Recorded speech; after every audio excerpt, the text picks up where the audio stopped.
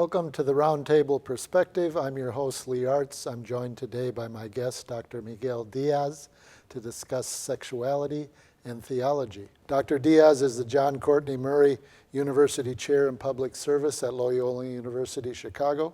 He served under President Barack Obama as the 9th U.S. Ambassador to the Holy See.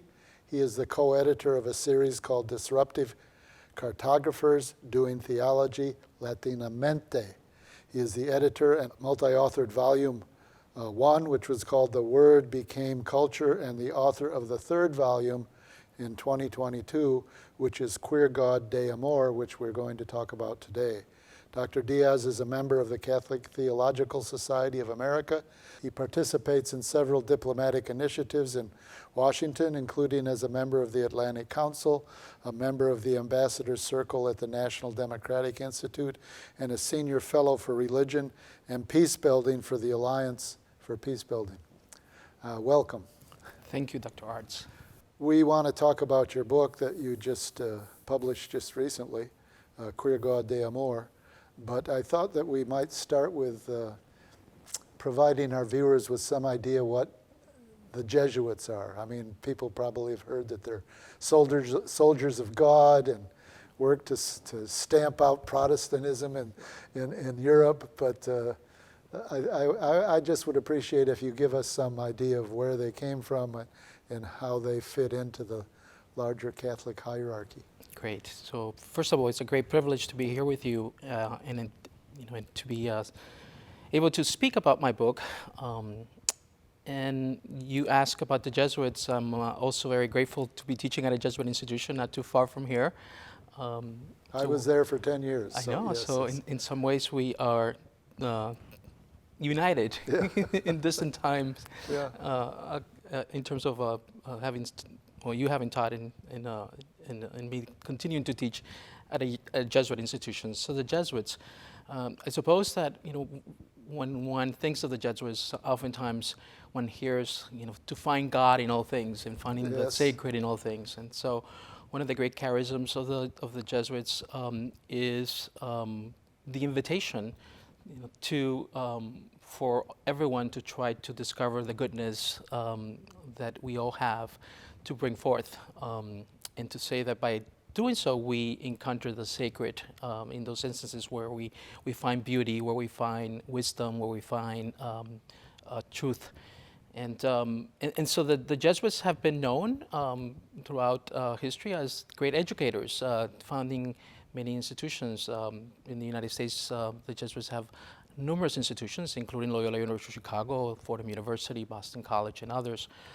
And so the charism to educate, the charism to, the gift of education is one of the things that they're known for. They're also known for being mindful of social justice issues. There are, oftentimes we know the Jesuit martyrs in Latin America and El Salvador. So the tradition is one that it's, since the 16th century, when Ignatius of Loyola founded the society, has been, known for issues related to the poor, the oppressed, the marginalized, but also proponents of education. And they seem to be open. I know my years there, that was the thing that struck me the most about all of the Jesuits that I knew, is there was an openness to other perspectives and other experiences, as you said, finding God in all things. Well, exactly, and so when one takes seriously the invitation to encounter the sacred, the divine, however one names that ultimate reality, if one is so inclined, then there is the invitation precisely to be open to the many ways that goodness, that wisdom, and that truth can be encountered all around us, and not necessarily just from Christians, but from everyone who has something to teach us about those aspects of life. So. Well, if we move from there, thank you very much for that background on Jesuits. I'm sure our viewers will appreciate that. But in the United States, in particular, social movements of gays and lesbians have been active since at least the 70s. But the question of sexuality has kind of been a contentious or ambivalent issue within the Catholic theology. And I know that Latin theology within the Catholic Church has had some panels. There's been some books like the one that you're editor of. But using the 16th century John of the Cross, which is the primary impetus for your book, Queer God de Amor, I just wonder why now? Why no one recovered John of the Cross before? Is this related to the cultural adjustments in the U.S., like there's more positive attitudes towards gay and lesbian or sexuality in general? Is that why now and not? I mean, we're talking 600 years. Right. Did nobody recover it before? So. Well, John of the Cross has been engaged in different ways, both in terms of his spirituality and in terms of his theological religious contributions. As I argue in the book, for me, this engagement is personal. It is deeply spiritual, and it is also deeply intellectual. The personal side is my coming out process, and the ongoing process of not only embracing the fullness of my humanity in terms of my queerness, but also reconciling that humanity with my own Christian Catholic belief system. And so that hits at the reason why now, at least for me, right?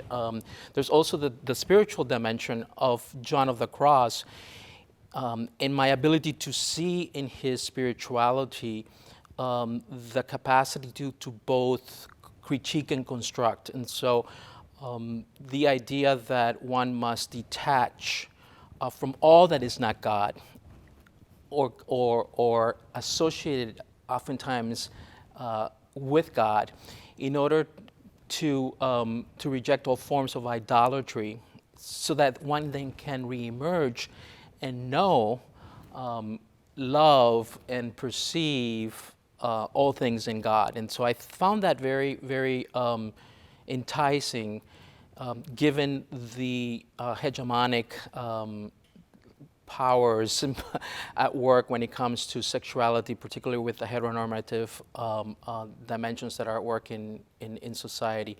And then finally, as an intellectual, I've been doing for a long time work in theologies of God, and also doing those theologies from the perspective of liberating dimensions, whether it's from Latinx or Latin American or Black or other perspectives, but I've been very interested in that. And so for me, the retrieval is something the retrieval of John of the Cross is something that speaks to our time, so it also very much speaks personally to my own autobiography. And so oftentimes they say that thinking it's always autobiographical in some sense, that as scholars, there's an autobiographical dimension that drives us to research, that drives us to write about a given topic, and certainly this is the case for me when I wrote Queer God de Amor. I mean, I understand you're a Jesuit and you're a theologian and you're a Catholic, but I wonder if the reflections on the mystery necessarily, the sexuality, necessarily be an exclusive focus on defending faith or divinity or even Catholicism. And I'm not sure if you're defending Catholicism writ large, but you're asking for a space within Catholicism for this. And I just wonder, why such a focus? Is it because you're a theologian, because you're a Catholic, because you're a Jesuit? Or is it possible, you mentioned earlier when we were talking outside, that you're getting emails from people that are not of those traditions, and appreciating the book that you've written. So first, let me just say, so I'm not a priest, I'm not a Jesuit, I'm actually a lay person, but I do work, as you mentioned, in a Jesuit institution. But why take up this interest? We know that religion in general can exercise a force for good in society, but it can also at times be weaponized, right? And so The difference between liberation theology in Latin America and white evangelical Christianity in the United States, they're like force for good, force for not so good. Right. So for me, I found, again, not only because of my own personal experiences, but also that of accompanying multiple queer Catholic persons, queer Christians, that oftentimes there's a lack of sources. In fact, there's a queer mission, as one of my colleagues has so characterized sexuality. There's a queer mission when it comes to seriously reflecting upon the experience of sexuality, and doing so from a theological, religious perspective, from a scholarly perspective, taking it seriously from in terms of the Catholic tradition in particular, and the Christian tradition more broadly speaking. And so there is a tremendous thirst and need, particularly when it comes to the LGBTQ plus communities, to have not just some condemnation, but to have resources, whether those resources come from the Bible as a religious text, be it the Hebrew Scriptures or the New Testament, or whether those resources come from other aspects, theological traditions within the broader umbrella of 2,000 years of Christianity. And so I discovered in John of the Cross someone who was, in his mysticism, someone who could provide that bridge for me in terms of offering, particularly in his poems, the kind of source for rethinking some of these issues with respect to human sexuality in theological and religious terms. So we're talking a lot about John of the Cross. He was a Spanish mystic, a poet, a Roman Catholic saint, I understand, in the 16th century, known for his writings on the relationship between humans and the divine. Maybe I would like you, like I asked you to do for the Jesuits, maybe you could give us a quick biography of John of the Cross and what his significance is for the Catholic tradition. Sure. So he lives in a period of change, right? 1542 to 1591, 16th century. One of three great reformers, so they're called the Catholic reformers. They come after the Reformation, begun by Martin Luther. So the three reformers being Teresa of Avila, his companion, and then St. Ignatius of Loyola, and John of the Cross. And he is, together with Teresa of Avila, they begin these reforms of their religious community, the Carmelites. And he writes this, some of the poems he wrote actually during the time when he was kept in this cell for 9 months. He calls it being in the belly of the whale. But what is really fascinating is that this period of tremendous suffering, of tremendous of isolation, it prompts him to write, and he's known to have written some of the most beautiful poems in the Spanish language. And so the poems of John of the Cross is what primarily begins to attract me, because I begin to see in these poems, especially when one reads them in Spanish, the fluidity in which in which both the language and he, as the author, and as this person that is passionate and engaged in a relationship with the divine, expresses that relationship. And so there is also this embrace of this very erotic, sexual and spousal-like language that he uses to describe himself, and his relationship with God. With relationship with God, and yes. so it's hard to miss. For instance, so let me just read a couple of stanzas, a couple of this from his poems. So his poem "Dark Night" is probably one of the most well-known of his poems. It is, and oftentimes John speaks in these kinds of polarities. Dark is light, and light is dark, and in the darkness I find God. But think about how it doesn't take much to imagine the erotic dimension of his words. In Dark Night, he begins, on a dark and secret night, starving for love and deep in flame. Oh, happy lucky flight. Unseen I slipped away. My house at last was come and safe. And then he goes, and the poem goes on, and then he talks about the flames that guided that guided him in the night. And then he adds, O night, my guide, O night more friendly than the dawn, O tender night that tied the lover in the beloved one, loved one in the lover fused as one. So the imagery is quite erotic, and so that imagery of sexual union, he literally, he taps into that experience as a way to speak about mystical union, as a way to speak about the union that human persons have with God. But again and again and again, he refers to Christ as this, to God as the lover, to Christ as this beloved.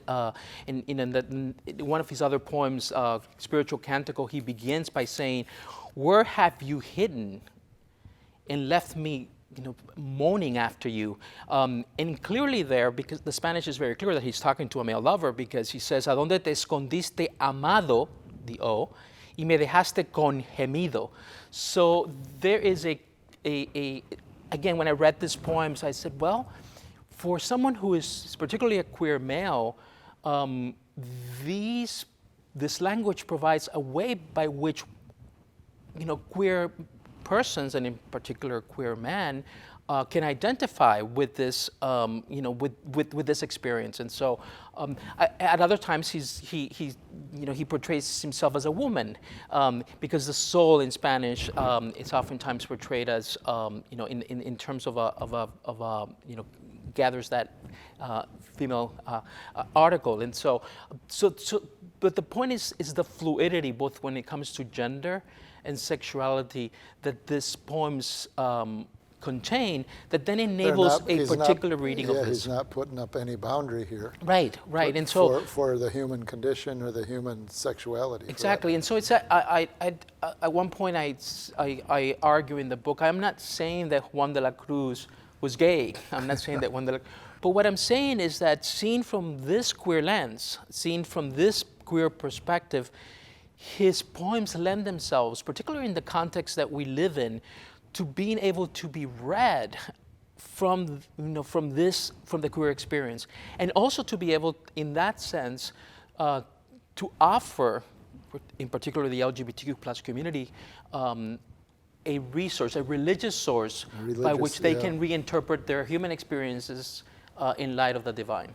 It seems like if you're advocating a more openness towards sexuality, I don't know how you can also advocate a union of God that requires complete submission. Right. I mean, how do you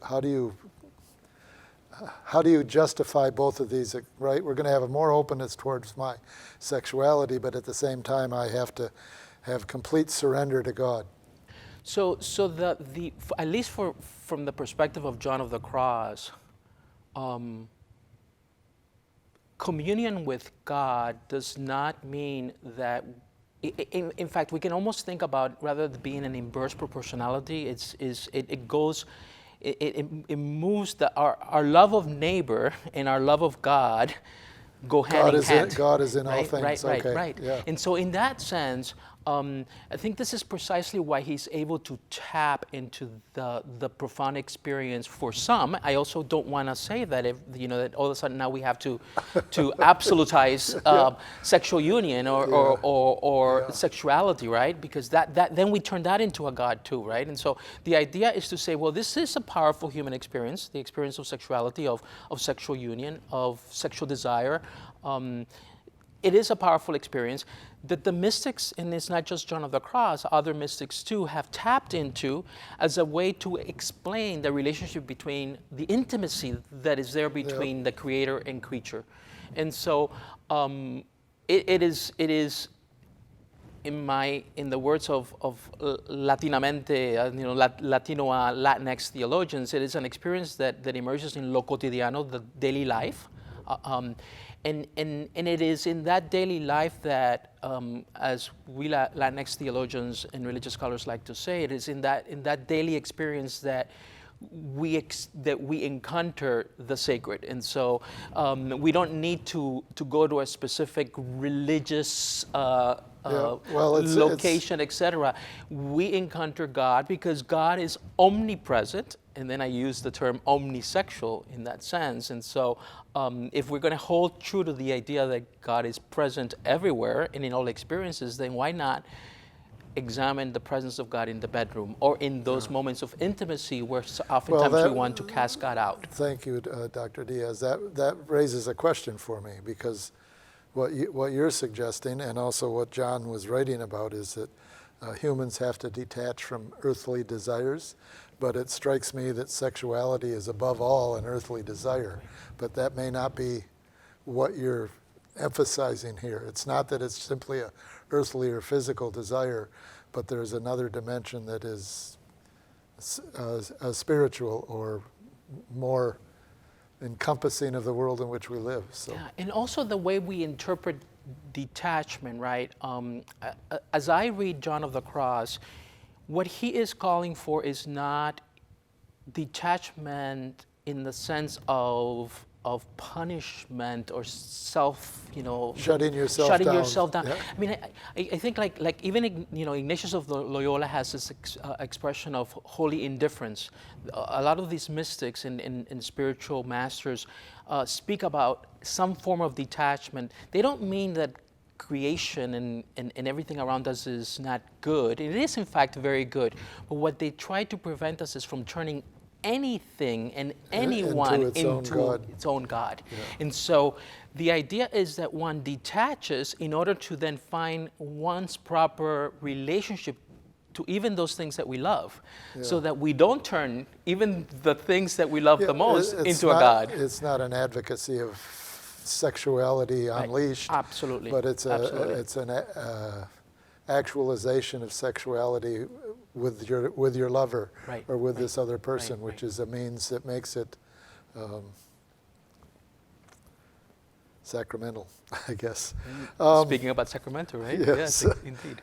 Well, Queer God de Amor, I think it offers some practical reflections on using John of the Cross, the dark night of coming out, that should be edifying to those struggling to work out their own queer religious lives in what I would consider sexually stultifying Christian churches. But my question is, do you think that the book, by presenting the book, is ultimately a challenge to the Catholic faith, or maybe the Catholic tradition at least? No theological work is ever without its challenge, right? All theologians have always humbly offered their ideas as a way to hopefully advance the cause of all human beings. And so this work does have that edge of turning to a mystic, and for me, mystics are disruptive cartographers. Yeah. They are persons, precisely because of this detachment and reattachment, critique all forms of idolatry,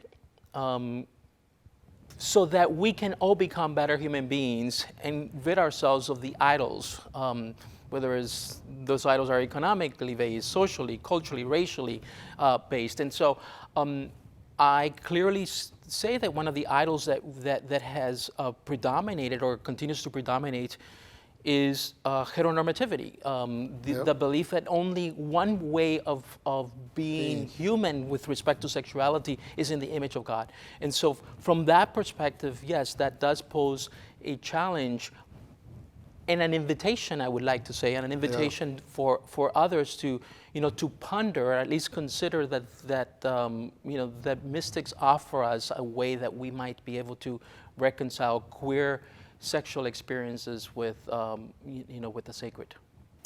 Believe it or not, that's all the time we have for today. It goes quickly. We could have a conversation for much longer, but that's all the time we have today. I want to thank Dr. Miguel Díaz for joining me today on the Roundtable Perspective. I'm Lee Artz. I'll see you next time.